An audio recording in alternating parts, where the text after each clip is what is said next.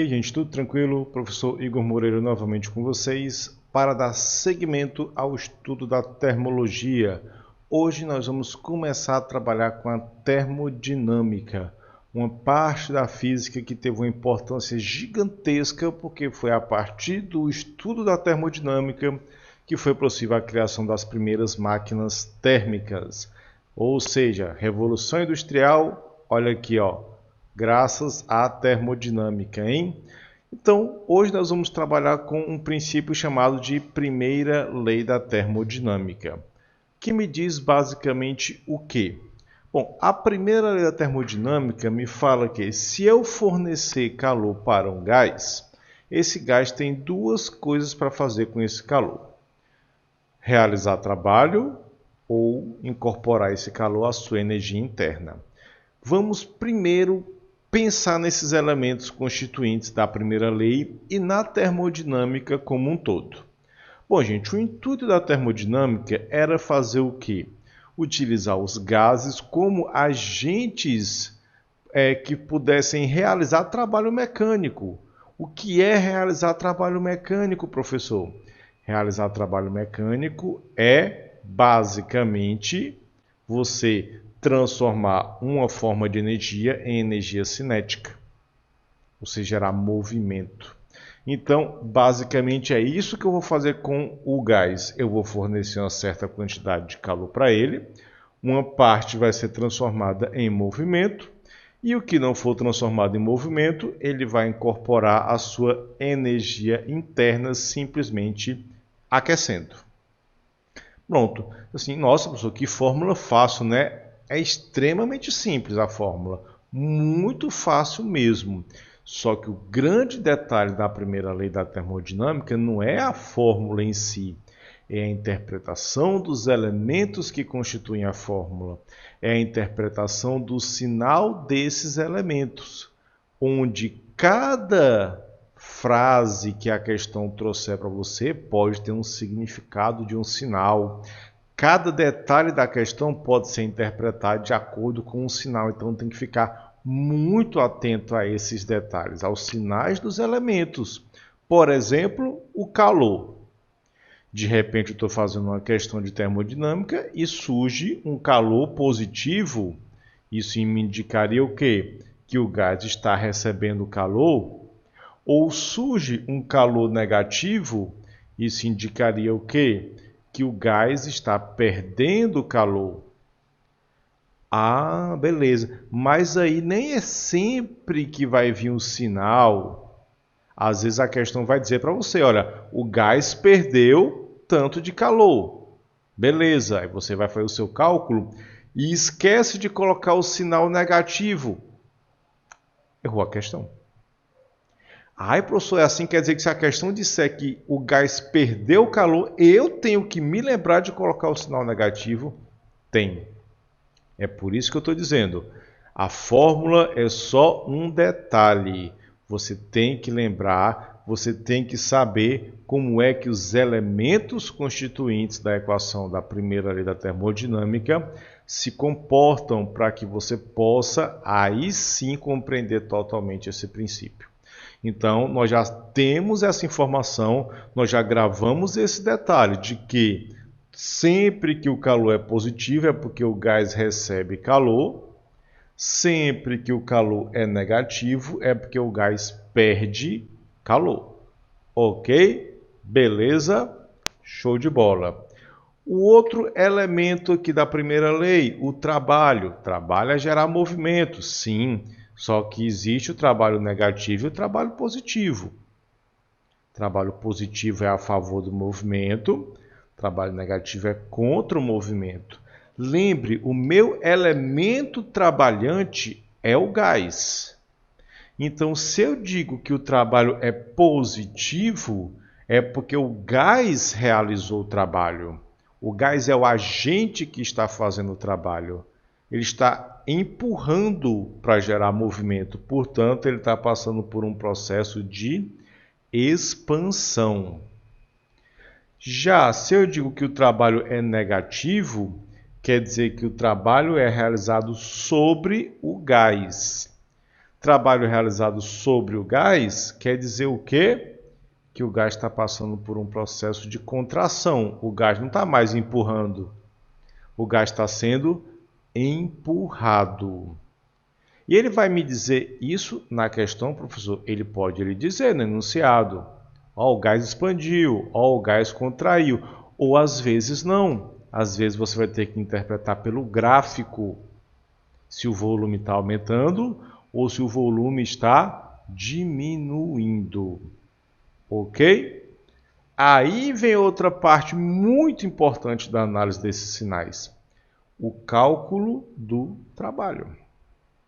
Por quê, professor? Ora, porque, gente, o cálculo do trabalho é feito como? Você tem que ter o gráfico do volume pela pressão. Tá dando para ver direitinho ali? Tá uma sombrinha, mas dá para ver direitinho, né? Só para checar ali na tela do computador. Volume e pressão. O trabalho é numericamente igual à área formada pela linha do gráfico e o eixo do volume. Certo? É numericamente igual a isso aqui.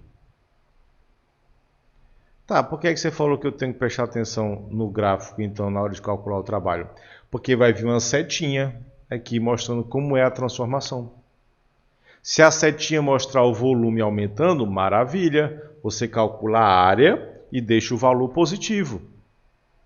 Se a setinha mostrar o volume diminuindo, aí, meu chapa, você vai ter que calcular a área e depois colocar o sinal negativo, porque o volume diminuindo é uma contração.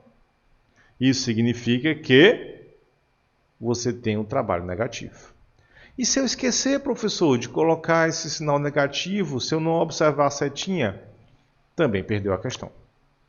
Vala-me Deus do céu, é desse jeito, gente. Tem que prestar muita atenção nesses sinais. Ok? Show! O terceiro elemento aqui da minha fórmula é a energia interna do gás. O que é a energia interna do gás? Por definição, seria o somatório da energia cinética de todas as moléculas do gás. Tá, mas eu quero entender, não apenas ver a definição. Beleza. Você tem que lembrar o seguinte, energia cinética depende da velocidade. As moléculas do gás estão se movendo. Quem determina com que velocidade essas moléculas se movem é a temperatura do gás. Então, pode-se dizer que a energia interna de um gás depende da sua temperatura. Se a temperatura está alta, as moléculas se movem rapidamente, portanto, elas têm mais energia cinética, portanto, elas têm mais energia interna. Se a temperatura está baixa, as moléculas se movem mais lentamente, elas têm menos velocidade, elas têm menos energia cinética, elas têm menos energia interna.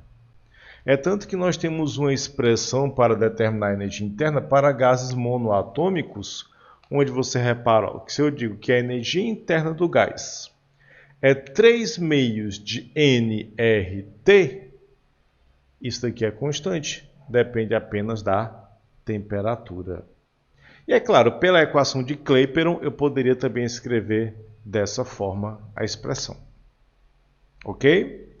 Show, entendi energia interna, massa. E a variação? Bom, uma variação positiva quer dizer que o elemento variante aumentou. Então, a energia interna aumenta. Mas a energia interna não depende da temperatura? Então, se a energia interna aumenta, a temperatura aumenta e, portanto, o gás passou por um processo de aquecimento. Olha aí como é fácil, hein? Variação da energia interna negativa. Se a variação é negativa, quer dizer que o elemento variante diminuiu. A energia interna diminuiu. Mas se a energia interna depende da temperatura, a energia interna diminuiu, quer dizer que a temperatura diminuiu e, portanto, o gás passou por um processo de resfriamento. Show? Beleza? Todas essas informações têm que estar muito bem guardadinhas na mente de vocês. Agora vamos fazer uma análise das transformações gasosas baseadas na primeira lei da termodinâmica. É só o tempinho de eu limpar o quadro e colocar as outras informações. Já já a gente volta. Pois bem, temos aqui as 3 transformações gasosas que já havíamos trabalhado antes lá na aula de gases ideais. Professor, perdi essa aula, não assisti. Beleza, não se desespera. Vou deixar aqui no cantinho um card, certo? Para você acessar essa aula e ver essas transformações caso tenha perdido. Maravilha? Bom, a transformação isobárica. Ela é das 3 que nós já vimos, a única onde a primeira lei está completinha. Existe calor, existe trabalho e existe variação de energia interna. Sendo que ela também possui mais uma forma de se calcular o trabalho sem ser pelo gráfico, certo? Você pode calcular por essa expressão. Trabalho é igual a pressão vezes a variação do volume. Essa expressão exclusiva para a transformação isobárica. Show? Agora reparem na transformação isocórica. Olha o gráfico. Não dá para fazer área. Então quer dizer que não tem trabalho. Mas não só por isso. Lembra da análise das grandezas. Para ter trabalho positivo, o gás tem que expandir. Para ter trabalho negativo, o gás tem que contrair. Só que o volume é constante. Se o volume é constante, o gás nem expande e nem contrai. Portanto, o trabalho em uma transformação isocórica é zero. Bom, mas eu sei que o calor é o trabalho mais ΔU. Se o trabalho é zero, o calor vai ser igual ao ΔU. Ou seja, todo o calor vai ser incorporado pelo gás para aumentar a sua energia interna. Pronto. Essa é a transformação isocórica. Na isotérmica, a temperatura é constante. Mas, para a energia interna aumentar, o gás tem que aquecer. Para a energia interna diminuir, o gás tem que resfriar. Mas aqui o gás nem aquece e nem resfria, a temperatura é constante, então quer dizer que não existe variação de energia interna. O ΔU é igual a zero. Ok? Beleza? Então quer dizer que se o ΔU é igual a zero, o calor vai ser igual ao trabalho. Olha a análise que a gente está fazendo nas transformações usando a primeira lei da termodinâmica, hein? Muito show isso aqui. Só que para ficar mais legal ainda, eu vou acrescentar uma 4ª transformação. A transformação adiabática. E aí, professor, aqui já ficou tudo constante. O que é que falta ficar constante? Nada. Nada fica constante aqui. Essa transformação ela ocorre sem trocas de calor. Entenda o que é que eu estou querendo dizer. Eu estou querendo que o gás trabalhe sem que eu forneça energia para ele. Eu vou chegar para ele e dizer, ó, gás, o negócio é o seguinte, você não vai receber calor nenhum. Mas eu quero que você trabalhe. Qual é a consequência disso? Ora, a consequência disso é que se eu pegar a primeira lei e colocar o calor igual a zero, isso vai acarretar em quê? Em dizer que um possível trabalho seria igual a menos ΔU. Não entendi, professor. Ora, se eu trabalho, eu estou diminuindo a energia interna. Não entendi, professor. Beleza, vamos lá. Vamos dizer que um dia você acorda pela manhã e faz todas as suas atividades diárias. Muda nada a sua rotina. Só que de manhã até de noite você não se alimenta de forma alguma. Como é? Você não vai comer nada, nem um biscoitinho, nem um biscoitinho. Você vai passar o dia inteiro sem comer nada. Aí eu perguntaria para você, como foi que você conseguiu realizar suas tarefas? Professor, eu não consegui. Conseguiu sim. Como foi que você conseguiu realizar suas tarefas? Como foi que você manteve as suas funções vitais sem se alimentar? Eu acho que eu usei a minha gordura. Você usou a sua reserva nutritiva, você usou a sua reserva de energia. E com certeza, ao final do dia, a sua reserva de energia vai estar menor do que no começo do dia. É a mesma coisa com o gás.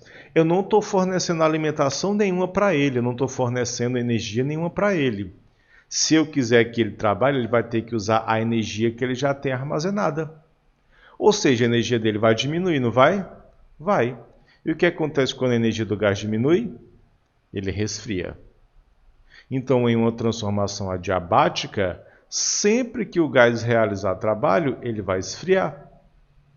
E sempre que o trabalho for realizado sobre ele, ele vai aquecer.